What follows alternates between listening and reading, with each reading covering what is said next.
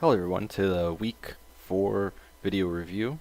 This week I'm going to go over the pet mod. We're going to talk about what we need to be accomplishing this week, and we're going to also show off some of the railroads people have completed to their towns. So the first thing we're going to talk about is the pet mod because it's the big thing for this week.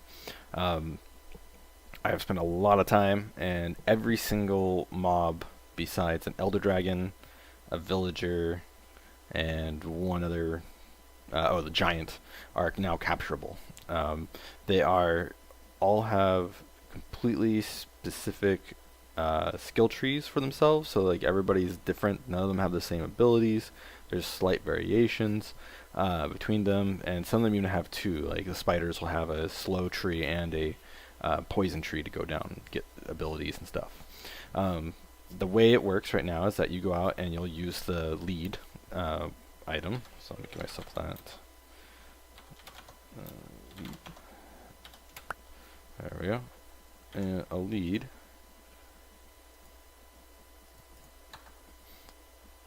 Is what you normally use to capture an animal and bring it back to your farm or whatever.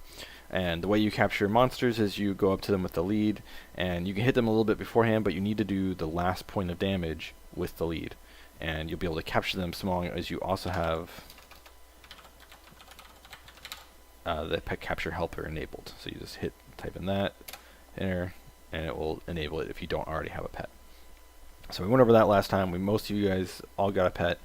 The thing you're going to be doing this week is you can either keep the pet you have, or you can go into the town, and right here at the portal place, I've got the pet storage guy, and you can just walk up to him and right click, and you'll get the option to either hand over your skeleton or your pet, or you can say, no, I want to keep my pet. So if you hand over your pet, my pet's no longer with me, and if I do pet call, I don't have a pet. And this lets me go, and I can go and capture a new pet. If I want to get a pet back, I simply come back to him, right click when I have no pet, and it will show you all the pets you've captured. Right now you can hold 6 of them. The basic way it works out is that a lot of the little tiny creatures like rabbits and chickens and stuff are just for riding around for fun. They don't really do much in combat. Horses and some of the farm animals like cows and stuff, they're more for carrying items. So right now you can give them items, and if you die, they won't lose those items. So it's very useful to have one of those with you in the dungeons and stuff. They don't do a lot of damage though. They're not designed for combat. And then most of the other mobs that are like, creepers, zombies, wolves, skeletons, the wither and stuff like that, those are all more combat based. So you probably want to have a mixture of, inventory, some riding ones, and some damage ones. Alright, so let's get my skeleton back. And let's talk about what do we do with our pets. So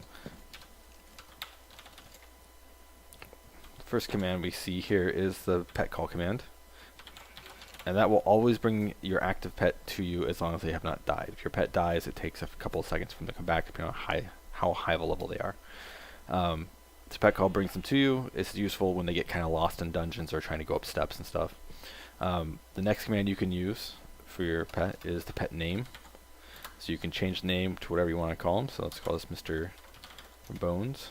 So you can see he's Mr. Bones. And you can change the color using the color codes with the ampersand and like a number.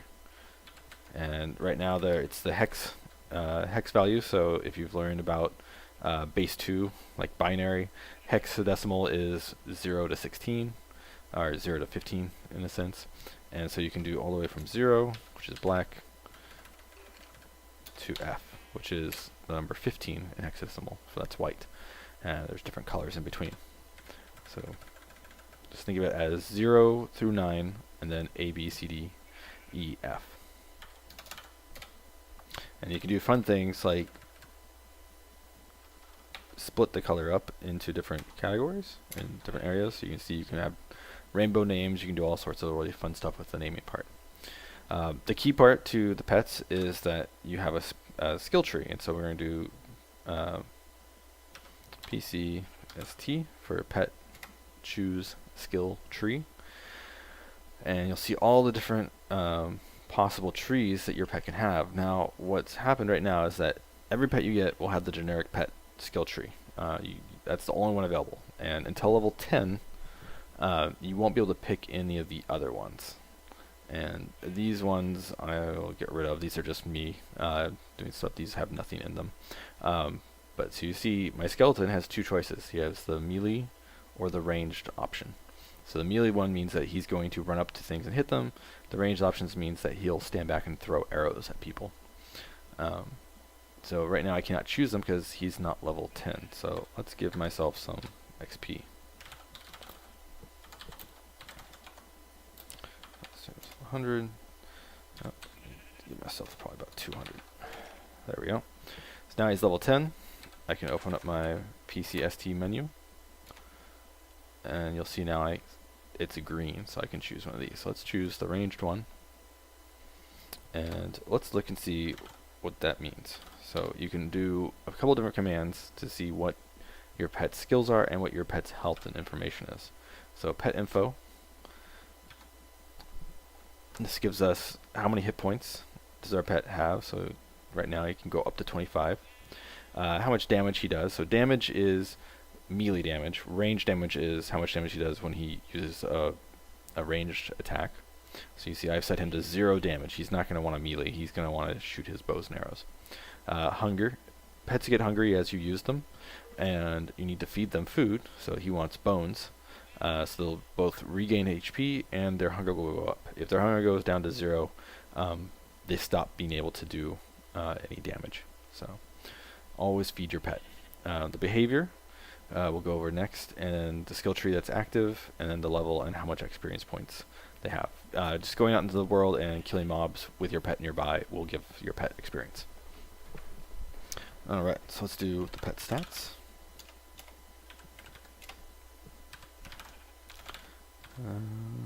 Pet skill. So these are the skills that the mob has, or your pet has. So the control, this lets you kind of click around and tell him when you have a lead. You can tell him, hey, go over there, just by right clicking. He'll just kind of walk over to wherever you right click, and then you can also walk over to him and ride him as long as he's in a certain behavior, and you hit shift to get off of him. Behaviors are normal, friendly, aggressive, farm, raid, and duel. So all this really means is normal means that if something attacks you, it will attack back, or if you attack something, it will attack them. Friendly means it will never attack. Aggressive means that it will attack everything. Farm means that it will just attack things that come near you, but it doesn't really it doesn't care if you're getting attacked or not. Raid is interesting because it's designed for if we had PvP enabled. We don't have PvP enabled, so just ignore raid. It's just to make it so it doesn't attack players, it only attacks mobs. And then duel, make it so it won't attack players, but it will attack other people's pets. So you can put if they're in duel mode also. So you can duel pets as long as you both have the behavior to duel. HP, so right now his base is 20, and then he's leveled up to get 5 extra hit points. Regeneration, so every pet has a little bit of regeneration. For every 10 levels, you'll get a little bit more free HP regen. Riding speed, so this is not a riding pet, so he only has a plus 1% riding speed. The chickens and the rabbits and stuff can get pretty crazy, though. They get really high ride speeds. And then range damage is how fast he'll fire. So he fires 30 rounds per minute. That's probably not right. I think it should be about 30 seconds per shot. So, yeah. And then, as you saw, he is rideable, so you can just come up to him as long as you're holding a lead, and right-click on him, and now you can just move around like you would normally. Now, you'll notice he took fall damage there, so that you can accidentally kill your pet by doing too much fall damage. You have to be careful about some of the riding pets. Alright, so let's go ahead and let's go find a mob, and let's see if we can fight something. And we'll see how he does against just a standard monster. That's a cow in the ground. Oh, skeleton horse. That's pretty cool. Oh, there's a spider. Alright, so right now he doesn't really see that spider as anything he should attack. So let's try ahead and change his behavior. Doing /pet behavior /PB. So now he's aggressive. So as long as he gets near, oh, you can't tell him where to go when they're aggressive. You just kind of walk towards things. You see, he starts attacking by himself. Let's see if he wins against the spider. Oh, he did win, but he lost about half his life. So he's pretty low level, and a single spider or two will probably kill him off. And I need to feed him, so let me find some bones. I actually don't have any on me, so.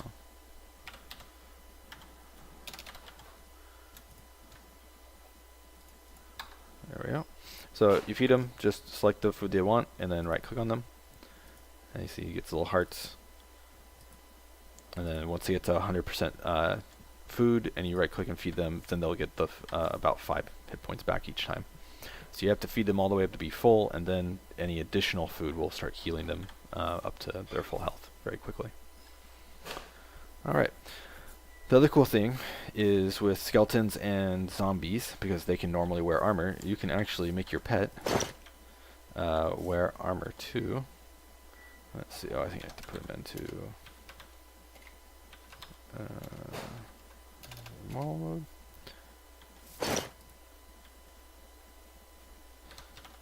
Inventory? Oh, no. Okay. They might have to have an inventory like a cow. I'll have to fix that for the skeletons and the zombies. But you can actually equip them with items. Oh, I see. Actually, it's just hold down shift, and then you can equip him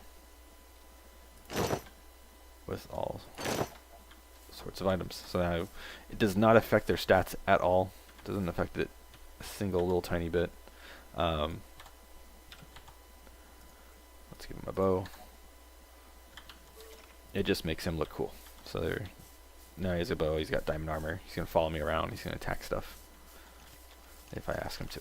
Alright, so that is the basics of the pets right now. You're going to get your pets, trade them in and out if you need to, change out which ones you want, choose their skill trees, and level them up to get more and more bonuses and do some cool stuff.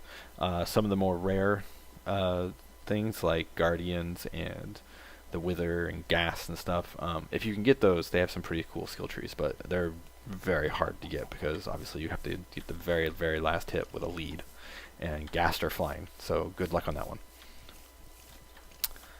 Alright, the next part to talk about is going to be the towns. And so this last week we got our railroad set up, and we've got railroads out to Keytown, we've got railroad out to Treeville, and we got a really, really, really, really long railroad system all the way out to Dirt Town, which is way, way, way out there. So that's really cool. It seems that most of the towns have got their railroad up. The last town that needs to do it, I believe, is these guys, the Crystal Beaters. So you guys still just need to kind of just hook into one of these railroad systems, so you go back down to the hub and make a little train station spot in your town so that people can easily get in and out automatically with the railroad, and use redstone so that they don't need to get out and push the cart at all. Alright, so this week what we're going to work on is I'm going to take away all the food. The McDonald's will no longer be serving food after this next week, and you guys need to start your farms. So when you start a farm, the key part is that you need to make sure that the town is set up to have more plots. And so you want to capture some plots that are just for the town. You don't need to make them for sale. And then you're going to do /plot set and then farm. So I'll show you over on my area. I've got all these little plots. So let's go out to this one. And I can just do plot, set, farm. And a farm basically says that the only thing that can be put down here is food that you can grow. And it can also be, if you want to limit it, you can say this is also the only place that an animal can be killed for food in your town. So you can have your farm animals brought here, and then that way you can actually harvest them for meat and stuff. Normally, if you kill a pet, I think, or you kill an animal inside of your town, it kind of just goes away and poof, because you're not supposed to be doing that, or it won't let you. Alright, so go ahead and make sure you clear out a nice flat area. You're going to need to make a lot of food, so I suggest planting lots of different stuff. Be aware of what kind of food your pets need, so always do that. So let's check pet info to see what the food needs. A lot of things need apples and wheat and some other stuff, so you gotta make sure you're harvesting the right kind of stuff. And I believe that's what we're going to be focusing on with the farms for our towns, and trying to get something set up. I have doubled the map size so that now we can have a much larger area of the map to explore. I'll tab out and show you after I'm done in Minecraft, so you can see all the really cool stuff that we're doing. Alright, and then after this week we're going to start gearing up. After we get the farms ready, we're going to start working on the redstone, the tutorials, so that we are ready for the creative world the last 2 weeks, and we can start working towards that. So go ahead and start your farms, play with the pets, and check out the jobs. Make sure you see if you're at the top of the job or not. It looks like I'm still the only potion brewer on the on the server, but a lot of other people are doing some stuff. Looks like enchanter and crafter are also not being picked up yet, so you can get a lot of levels really easily doing those jobs. Alright, let me show you the world and then we'll finish this thing. Alright, so here is our new, not really new, but just expanded border. So it used to be we had just a very simple small part of this, and I basically told it to double, well actually probably quadrupled the size, but you can see now we've got some really cool the Mesa area over here. We've got more ice and other stuff over here, and we've got more desert down here. So lots of stuff to explore, lots of dungeons, lots of other things. Go ahead and do some exploration, and then I think after this next week we'll also start learning how to make outposts, so you can start creating little homes away from home and help you explore this whole world much faster. Alright, I will see you on Wednesday.